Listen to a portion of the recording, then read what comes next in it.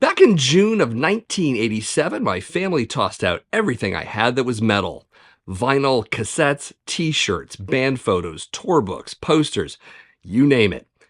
It's a sad tale to be sure, but it also has some resolution.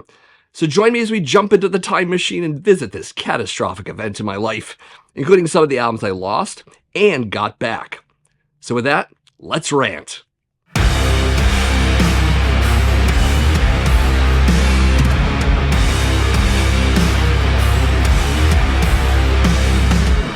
So before I begin, just to let you know, I will be showing records later in the video that are relevant to the story, so definitely hang out for that. Anyways, this entire story actually starts with drugs. Not my drugs, mind you, but someone else's. It seemed my friend Heather was quitting speed, and she gave me a small bag of those pills to either toss or sell or whatever. And for some reason, I actually did think I could sell them, even though I wasn't a drug dealer at all.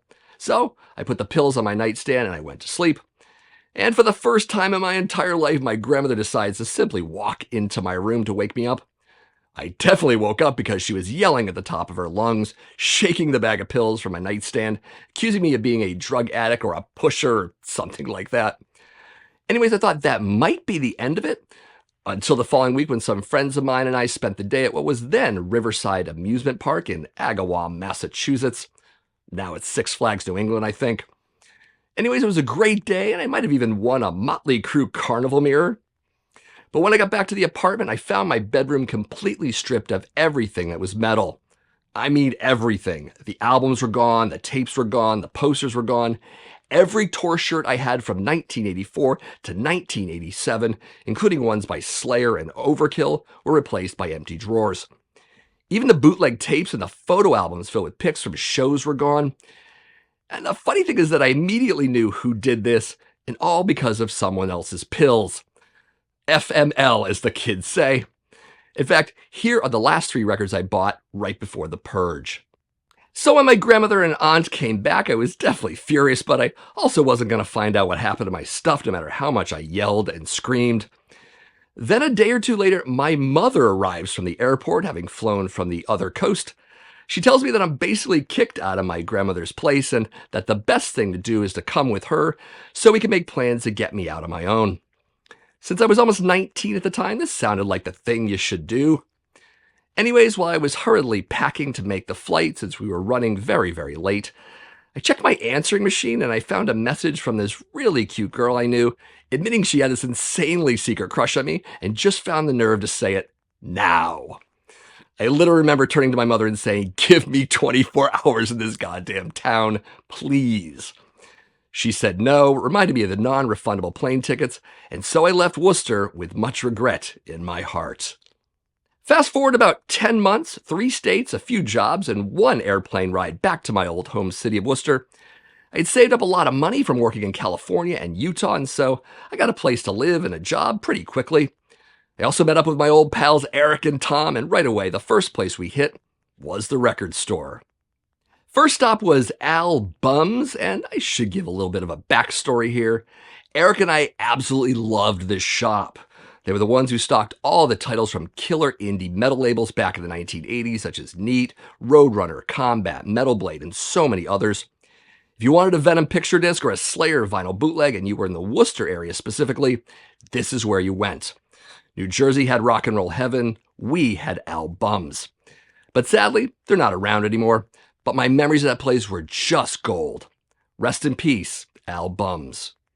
So anyways, as we were flipping through their sizable metal section, it dawned on me that I once had each and every one of these records I was looking at, and in this order. When I stumbled upon a few picture discs in the bin bearing small radioactive symbol stickers on the PVC sleeve is when it hit me that this is definitely my collection because no one else would sticker their picture disc sleeves that way. Anyways, while still browsing the stacks, I glanced over to the cashier's desk, and on the floor next to him were a bunch of other metal records. I looked at the stack, and then at the owner, who knew me, by the way. He looked at me, then also at the stack, then back at me, then points and says, "These are yours, aren't they?" I said, "Yep," and then I asked for the story.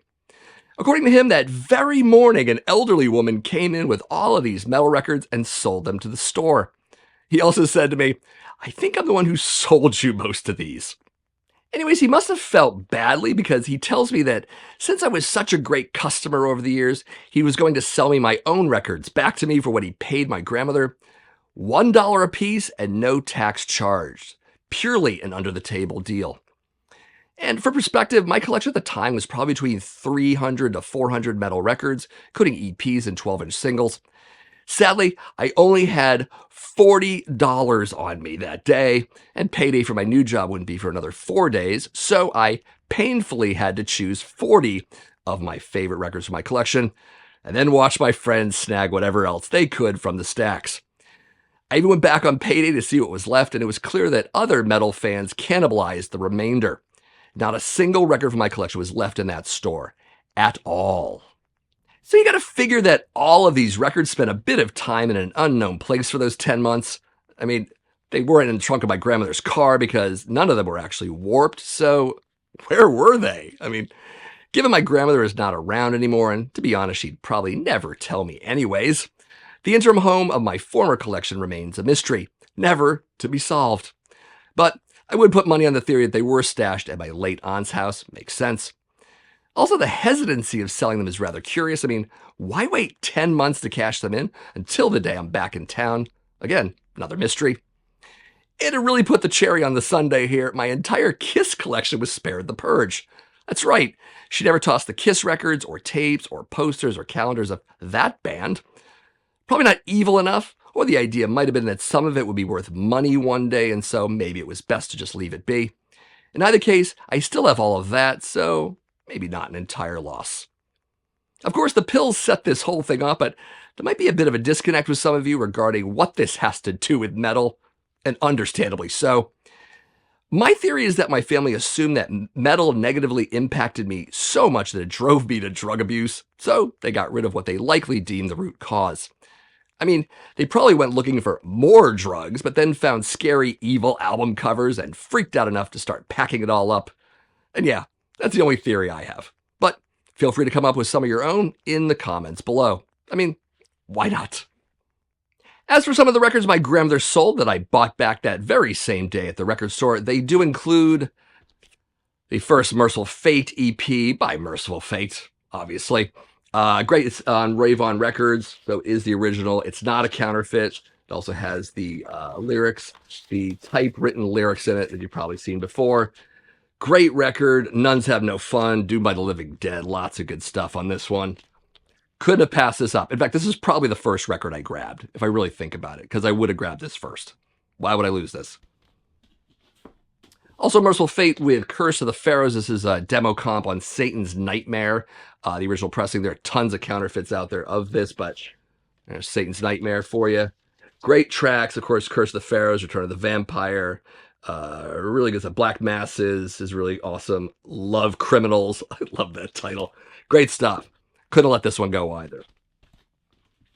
Of course, speaking of stuff I couldn't let go of, Wasp, Animal, Fuck Like a Beast. My God, what a great 12-inch single this is. Of course, it is on the great Music for Nations label there.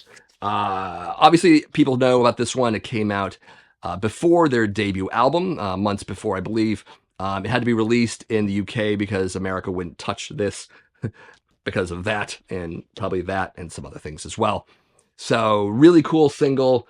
Show No Mercy's on the B-side. It's exclusive to this, I believe. Maybe it was a CD bonus track later. I'm not even sure. But yeah, I'm like, I got to have this back.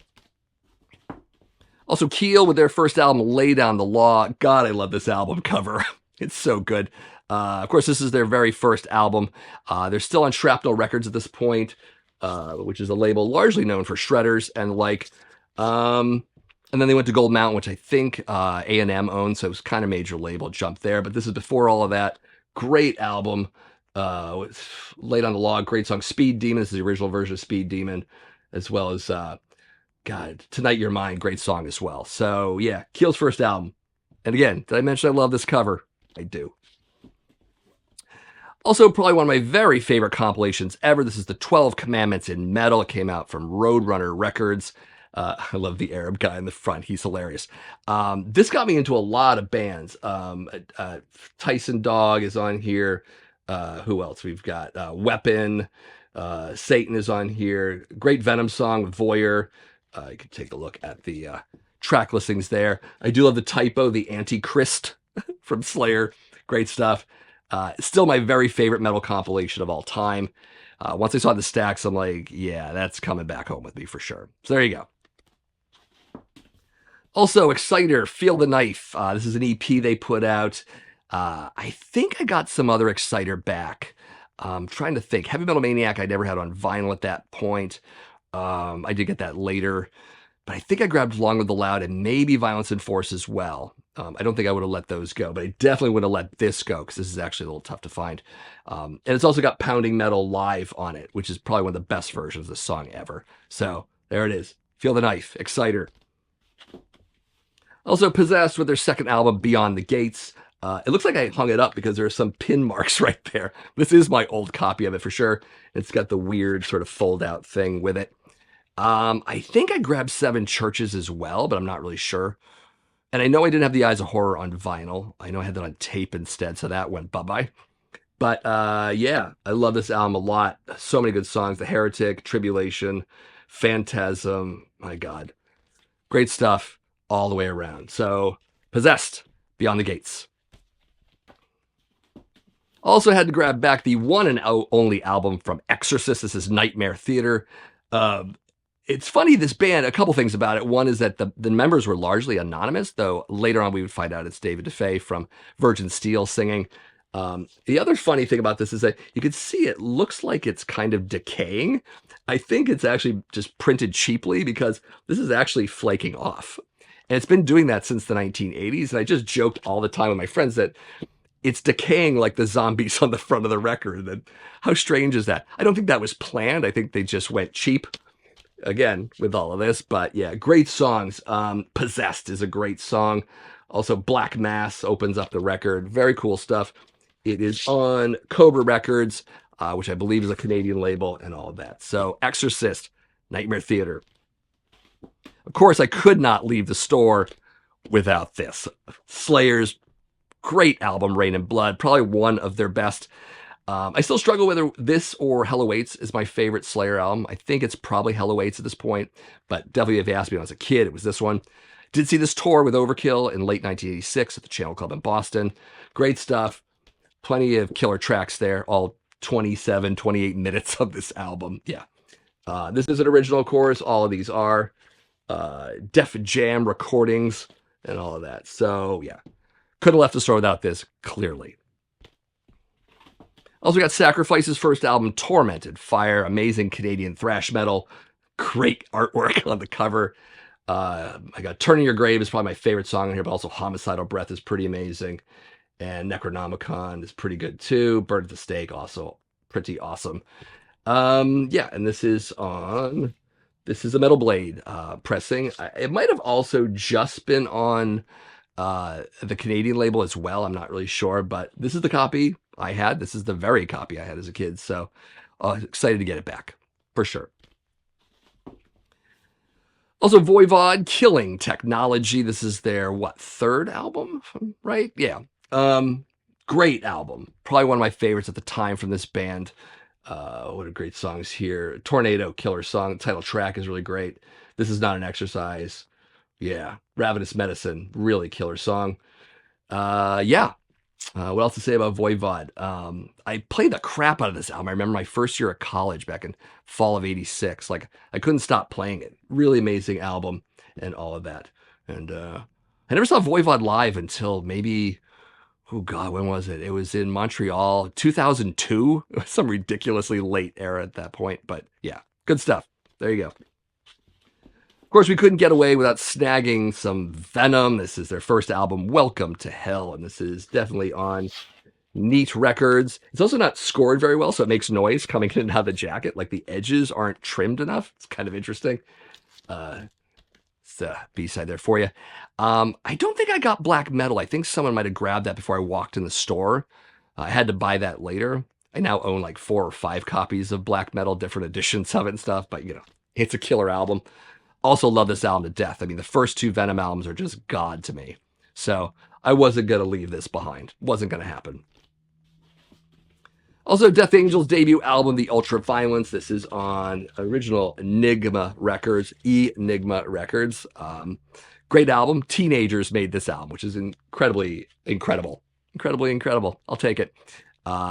Great songs. What do we got? Evil Priest is great. Mistress of Pain is probably one of my favorite songs on here.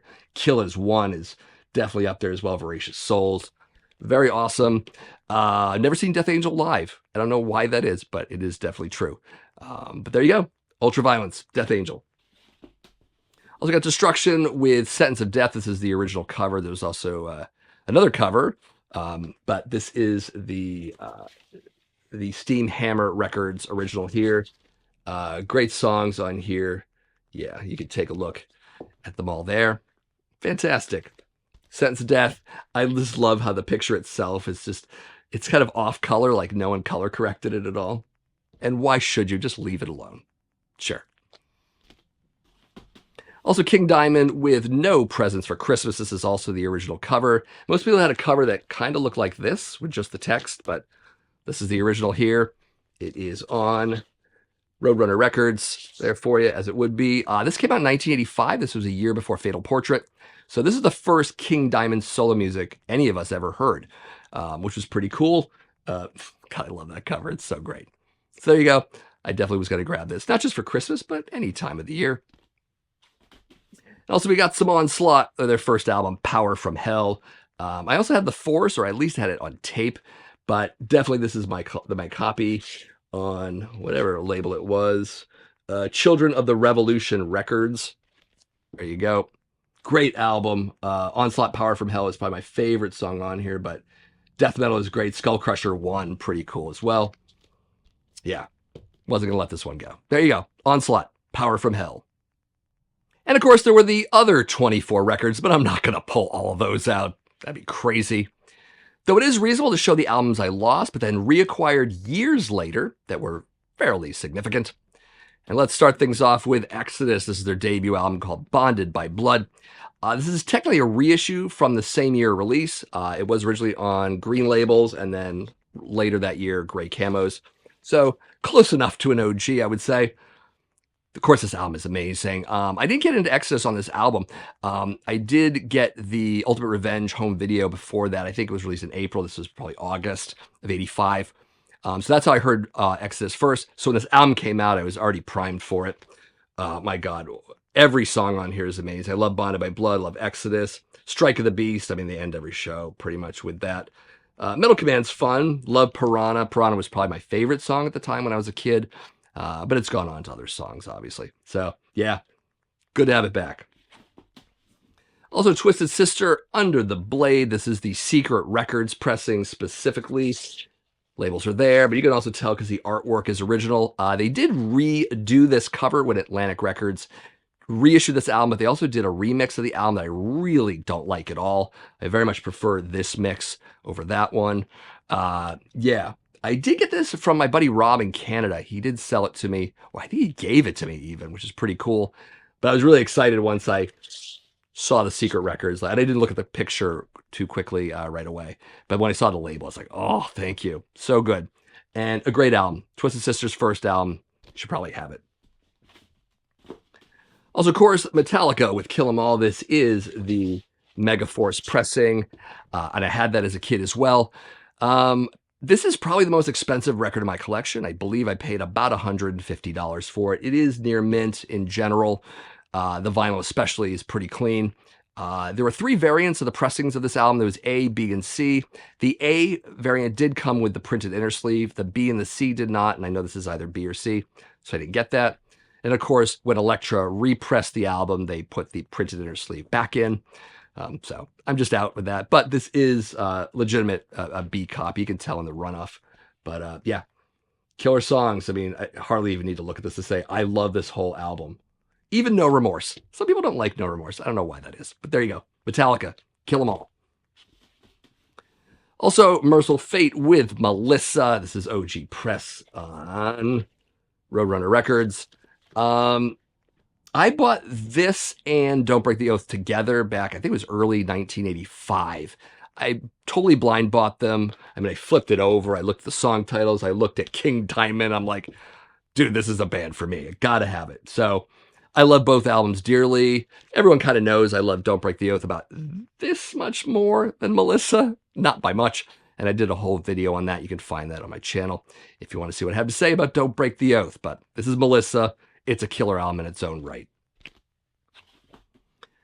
Also got Venom with At War with Satan. This is the UK pressing with the gatefold. The US version, by and large, didn't have one. There you go. It's got all the text there for you. This is, of course, on Neat Records with the Neat Records logo that Kronos actually drew. A lot of people don't know that. He actually designed that logo. And he did a lot of the artwork. He did the artwork for Black Metal and I think the first album as well. But At War with Satan, great album with the hugely long title track. Takes up the whole A side. Pretty amazing, but yeah. I did buy this on Discogs. Guy claimed near mint, and then I see this, and I'm like, not so near mint, dude. But gotta have this record. Love this record. Oh, it also reminds me, when I got Welcome to Hell back from my collection, I also grabbed Possessed. And I also grabbed a bunch of 12-inch singles.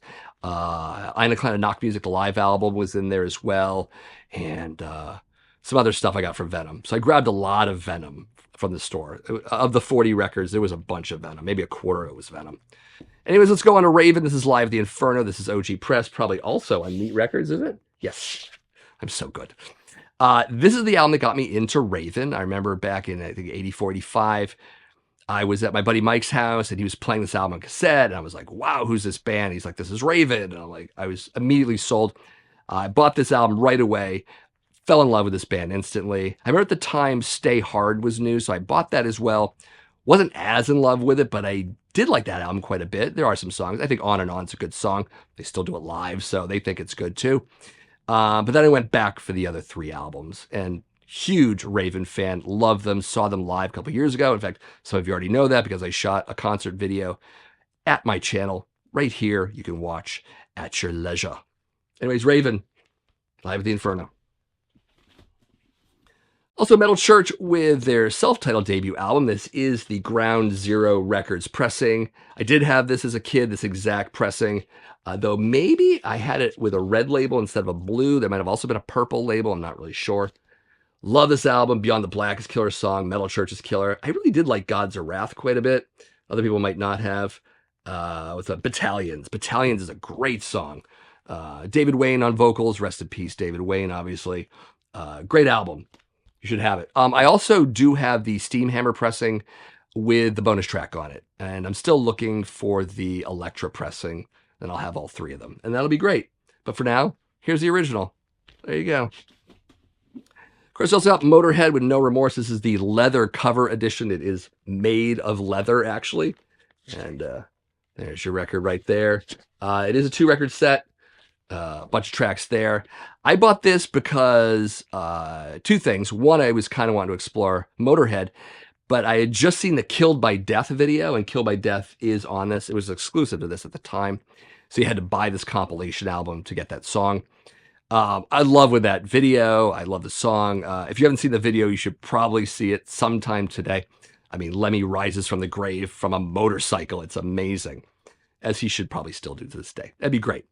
But anyways, rest in peace, Lemmy, by the way. But killer stuff on here. And this is really what got me into Motorhead, was this compilation, No Remorse. And I did have the leather cover as a kid, so I got it back again. Probably bought it on Discogs. Also, we've got SOD with Speak English or Die. This is the original Megaforce pressing. Amazing album. I mean, this is early crossover thrash.